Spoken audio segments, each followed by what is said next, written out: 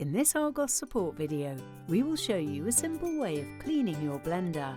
Cleaning your blender regularly is important for hygiene and the performance of your blender. A dirty blender can contain harmful bacteria, as well as affecting the efficiency and shortening its lifespan.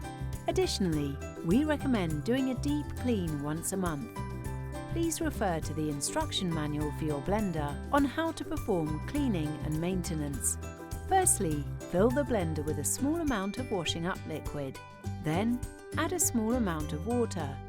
Ensure you do not add too much water, as the mixture of water and washing up liquid will bubble and can overflow.